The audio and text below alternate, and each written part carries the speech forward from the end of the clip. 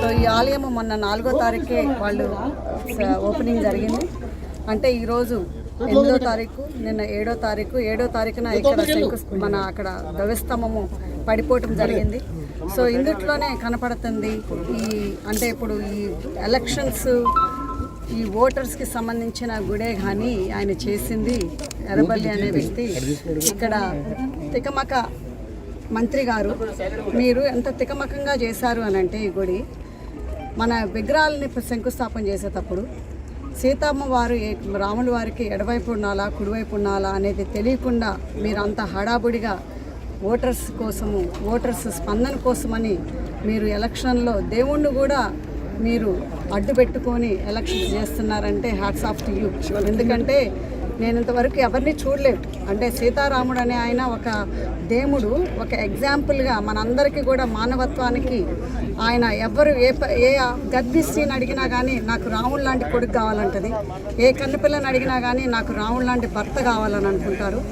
అలాంటి మనకి ధర్మము అధర్మము నేర్పించి మన అందరికీ కూడా ఒక ఎగ్జాంపుల్గా ఉండాలి మన ప్రపంచంలో అని చెప్పిన రాముల వారు అనే ఆయన చాలా కష్టాలు పడ్డాడు. మామూలు మనిషిగా వచ్చి ఆయన చాలా కష్టాలు పడినా కానీ మనందరికీ ఎగ్జాంపుల్గా నిలిచారు. ఈరోజు ధర్మమ్మకి అధర్మానికి నిజానికి ఇచ్చిన మాటకి కట్టుబెట్టున్నారు ఆ రోజు నుంచి. అలాంటి దేవుడికే మీరింత అన్యాయం చేసి మీరింత హడాబుడిగా మీరు ఓటర్స్కి ఎలక్షన్ కోసమని ఈ గుడి కట్టారే తప్పితే 50 కోట్లు అన్నారు. 50 కోట్లు ఎక్కడున్నాయో అనేది తెలియట్లేదు ఇక్కడ గుడి చూసిన తర్వాత. అయినా కానీ ధ్వజస్తంభం లేని గుడి దేనికి పనికిరాదు. అయినా కానీ ఇప్పుడు ఈ ధ్వజస్తంభం ఈరోజు పడ్డదేనంటే మీకు ప్రకృతి కూడా చెప్తున్నది. ఈ ఓటు అనేది మీకు ఓటం అనేది ఇక్కడి నుంచే స్టార్ట్ అవుతుంది. కౌంట్ డౌన్ అనేది మీకు స్టార్ట్ అయింది. మీరు ప్రజల్ని దోసుకొని తిన్నది కాక మన గుడిలు మన దేవస్థానాలు అయితే ఉన్నాయో ఈ దేవుడి గుడికి చాలా భూములు ఉన్నాయి. ఇక్కడ ఈ ప్రత్యేకంగా ఈ వల్మిడి దేవుడి గుడికి అనే రాముల వారికి చాలా భూములు ఉన్నాయి. ఇప్పుడు ప్రజల్ని దోసుకొని భూములు కబ్జాలు చేసింది కాక మీరు ఈ ప్రయత్నంలో కూడా ఉన్నారని ఇప్పుడే తెలుస్తుంది. ప్రజలారా, మన పాలకుర్తి ప్రజలారా మీకు అన్న చెప్పేది ఏంటంటే ఇక్కడే స్పష్టంగా కనపడుతుంది ఎర్రబల్లి అనే వ్యక్తి మంత్రి గారు ఎలాంటి రాజకీయాలు చేస్తారో. ఆ రోజు మీరు ఓపెనింగ్ రోజు స్త్రీల్ని భయపెట్టించి కుట్టు మిషన్లు ఇచ్చిన వాళ్ళకి మీరు కండిషనల్గా మీరు ఆ చీరలు కట్టుకొని రావాలి, గులాబీ రంగు చీరలు కట్టుకొని రావాలి, మీరందరూ ఇక్కడ ఉండాలి, మీరు అనే బలవంతంగా తీసుకొచ్చి ఇక్కడ మహిళల్ని భయపెట్టించి వాళ్ళందరినీ తీసుకొచ్చారు. ఆ రోజు మనకి పబ్లిక్ హాలిడే కాదు, మన స్కూల్స్ అన్నిటికి కూడా టీచర్లను కూడా భయపెట్టించి మళ్ళీ కేసీఆర్ చెప్పారని మళ్ళీ మీరు స్కూల్స్ ఓపెన్ చేసి టీచర్లు కూడా హడాబుడిగా వస్తుంటే ఒక మహిళ టీచర్ చనిపోయింది. ఆ చనిపోయిందని చూడకుండా కూడా మీరు ఆ రోజు గమనించకుండా కూడా ప్రజలు అంటే కష్టం ఏంటనేది మీరు చేయకుండా ఆ అమ్మాయి చనిపోయిందని కూడా చూడకుండా మీరు ఆ రోజు అప్పటికప్పుడు మీరు ఓపెన్ చేశారు. అయినా కానీ మీరందరూ కూడా ఇప్పుడు మనకి హరీష్ రావు గారు వచ్చారు. హరీష్ రావు గారికి తెలీదా ఎలాంటి క్వాలిటీ టెంపుల్ కట్టారు ఇక్కడ. మళ్ళీ అదే కాకుండా ఇప్పుడు మన చిన్న జీరస్వామి గారు వచ్చారు. ఆయనకి భక్తులు అనేది మన ప్రపంచంలో మొత్తంలో ఉన్నారు ఎక్కడైనా కానీ. అలాంటి పండితులే వచ్చారు. పండితులు గారు కూడా ఆయనకు సలహా ఇవ్వలేకపోయారా? అంటే దేవుడు సీతమ్మ వారికి ఎటుపక్క ఉన్నారు రాముల వారికి అనేది.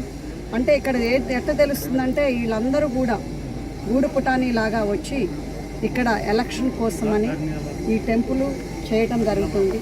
సో ఈ టెంపుల్ చేశారు కూడా క్వాలిటీ అనేది లేకుండా అంతా మన ధ్వజస్తంభం కూడా పడిపోయే అంత 3 రోజులు కూడా అవ్వలేదు. మండే రోజు ఓపెనింగ్ అయింది. ఇది గురువారం జరిగింది. గురువారానికి మండేకి only after all 3 days difference ఉన్నది. కొన్ని ధ్వజస్తంభం ఇరిగిపోయిన తర్వాత కూడా దాన్ని తీసుకెళ్ళి ముక్కలు తీసుకెళ్ళి ఎక్కడో టాయిలెట్ ప్లేస్లో పెట్టారు. అంటే పవిత్రంగా ఉండాల్సిన గుడి, పవిత్రంగా ఉండాల్సిన దేవస్తంభాన్ని పీసులు కూడా అక్కడ వెళ్ళారనంటే మీకు తెలుస్తుంది. అంటే మన హిందూ సాంప్రదాయం ఎంత తెలుస్తుంది మీకు, అది ఎంతవరకు మీరు దాన్ని ఇదిస్తారని వాల్యూ ఇస్తారని. అంటే ఇప్పుడు ప్రజలకు ఎలాగో మీరు పాలకుర్తి ప్రజలకు ఎలాగో వాల్యూ ఇవ్వకుండానే మీరు ఇలాంటి రాజకీయాలు 15 ఏళ్ల నుంచి చేశారు. ఇప్పుడు మళ్ళీ అదే దాన్ని మళ్ళీ దేవుళ్ళ మీద కూడా వాల్యూ లేకుండా కూడా దానికి వాల్యూ ఇవ్వకుండా కూడా మీరు చేస్తున్నారని స్పష్టంగా కనపడుతుంది. ఈరోజు పాలకుర్తి ప్రజలకి నేను చెప్పేది ఏంటంటే మీరు చూడండి, దయాకర్ రావు అనే మంత్రి, దయాకర్ రావు అనే వ్యక్తి ఆయన గజిబిజి మనిషి. ఆ గజిబిజి మనిషి గజిబిజిగా చేసి తొందరగా చేసి పెద్దోళ్ళనైనా వాళ్ళని అంటే సలహాలు తీసుకోవటం కానీ వాళ్ళని ఇచ్చేయటం కానీ లేకుండా ఎక్కదో ఆరిపోతుంది ఎలక్షన్. ఈ రోజు నుంచి మీకు ఓటత అనేది స్టార్ట్ అయింది, కౌంట్ డౌన్ అనేది స్టార్ట్ అయింది. ఆ దానికి దేవుడు కాదు మన ప్రకృతే కాదు అనేది వాళ్ళకి స్వాగతం పలుకుతున్నది మీ ఓటు మాత్రం. అది మాత్రం గుర్తుంచుకోరు. Thank you.